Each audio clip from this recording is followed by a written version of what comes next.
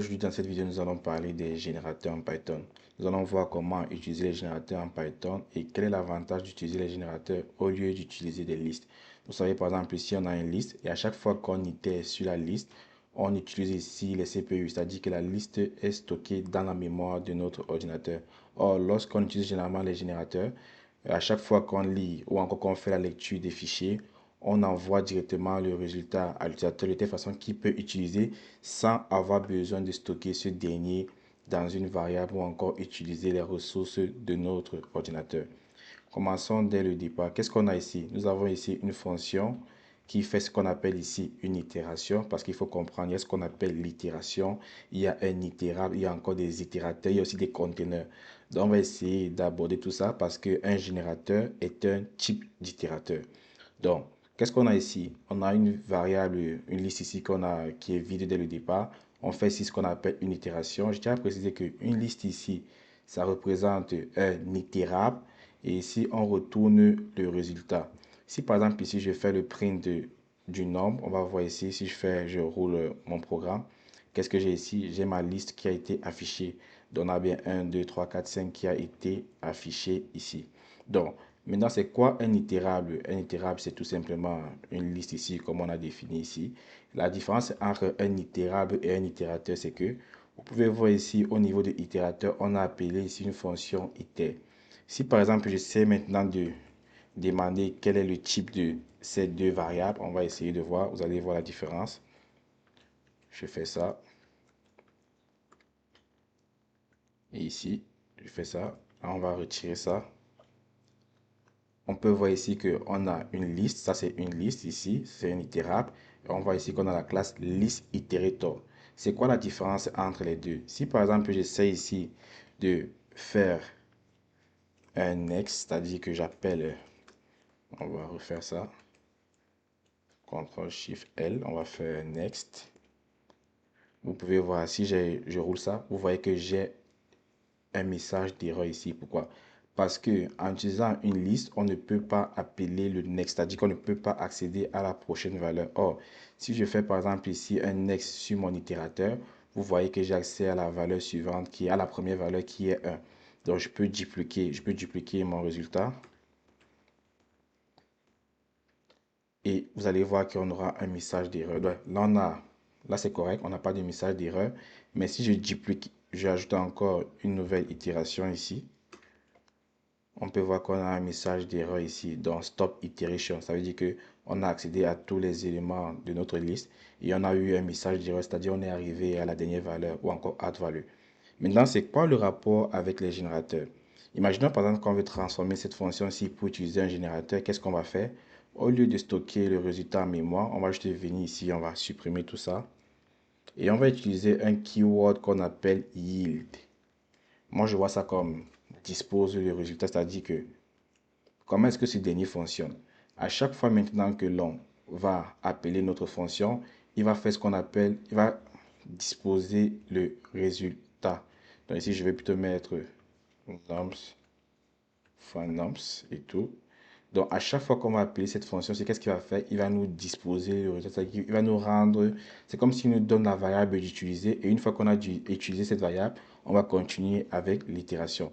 Mais admettons maintenant que là, je vais maintenant print le résultat de cette fonction. C'est-à-dire que là, ici, on a myNums. On a passé ici une liste de nombres.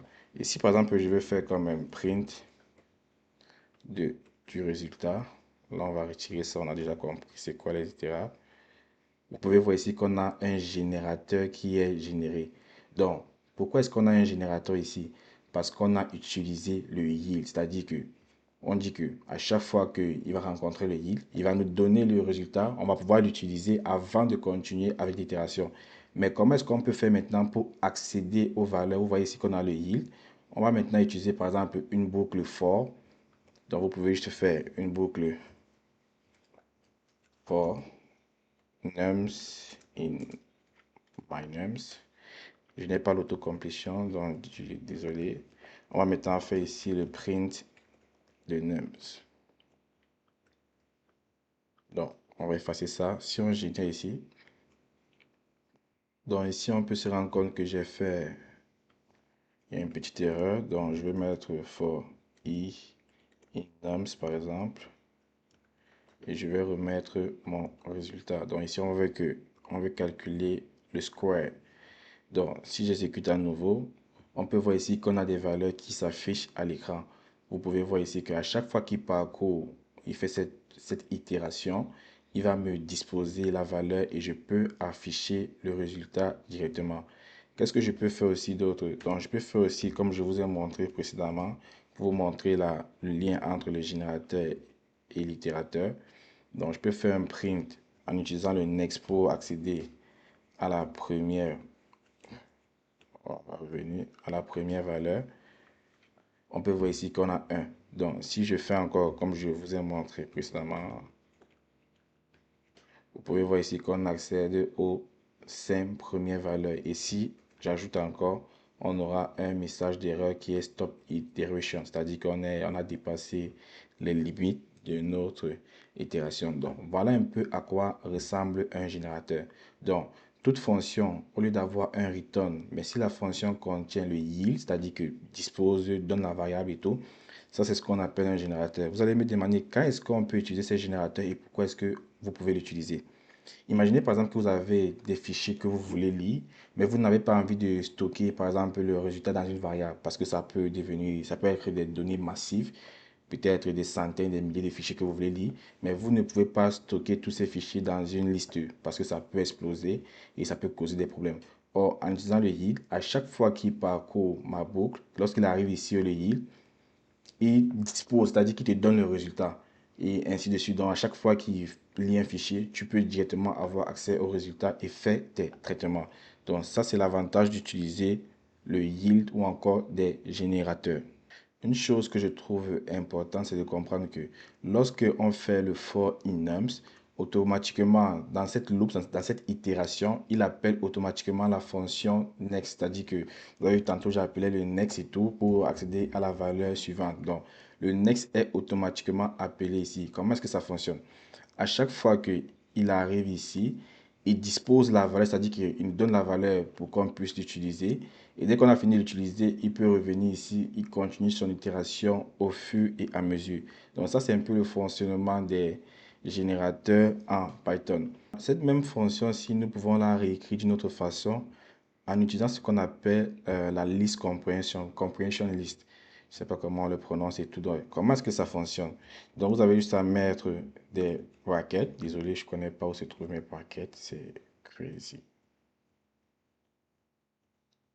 Donc là, je vais faire un copier-coller. J'ai oublié où se trouvent mes brackets parce que je ne suis pas habitué à utiliser ce clavier.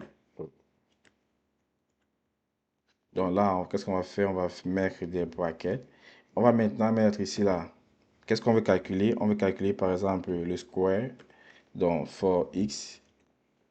Donc for x in. Voilà. Donc qu'est-ce que cela veut dire?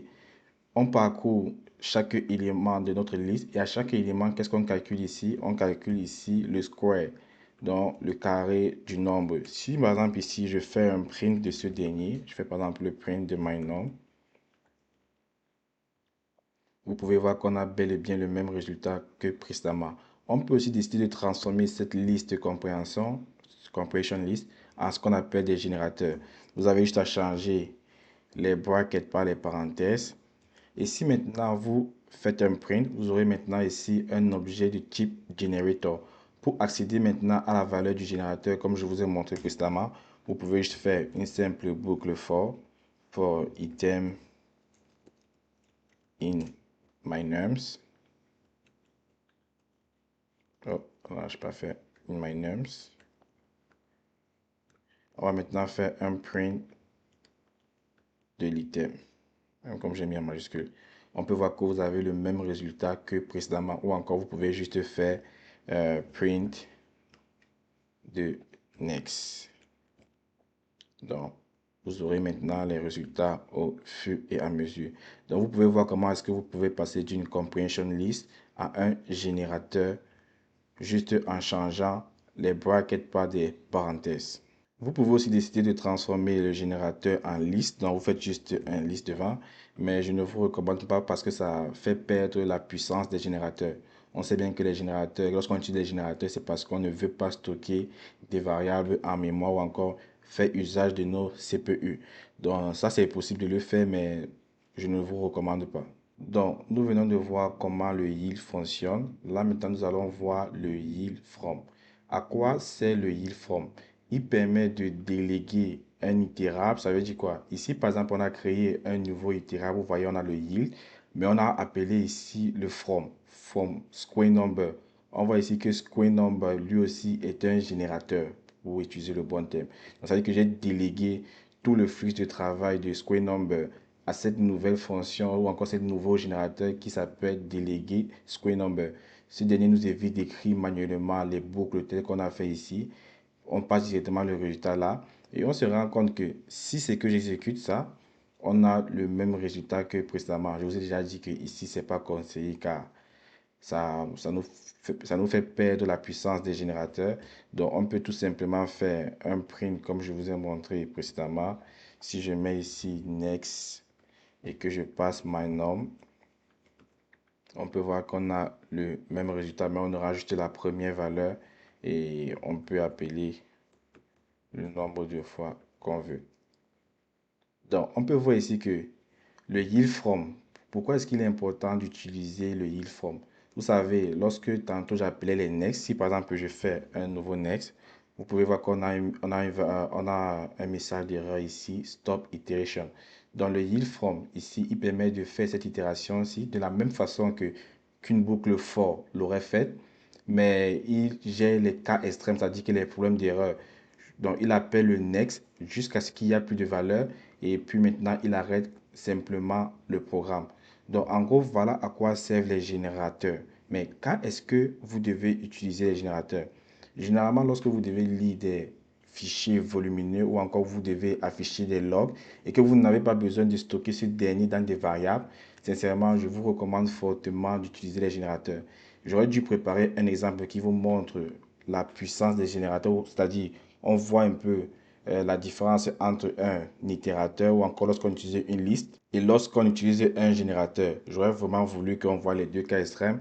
On devrait peut-être voir le temps d'exécution et on aurait aussi pu voir comment est-ce que ce dernier fonctionne, c'est-à-dire comment est-ce que le générateur dispose de la valeur à chaque itération au lieu de faire par exemple une liste ici là qui stocke le résultat et retourne tout à la fin de l'itération. Ça veut dire que à chaque fois que notre boucle roule, on dispose de la valeur et cette valeur-là, on peut faire des trucs qu'on veut avec.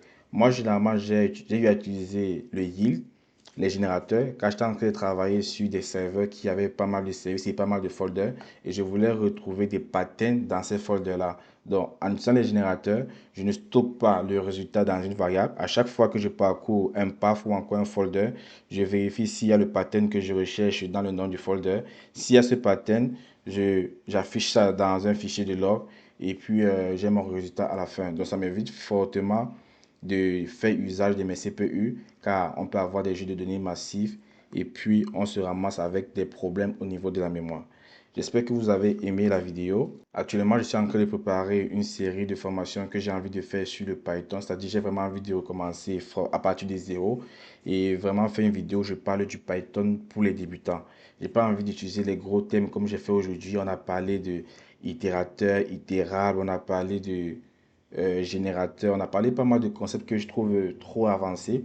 Mais je pense que pour des débutants, il y a des concepts plus basiques et que je peux expliquer plus facilement. N'hésitez pas à me donner vos avis dans les commentaires si vous êtes intéressé par ces séries de formations ou encore vous avez d'autres idées de vidéos que vous aimeriez voir sur ma chaîne, notamment en lien avec PyQGIS, en lien avec la géomatique.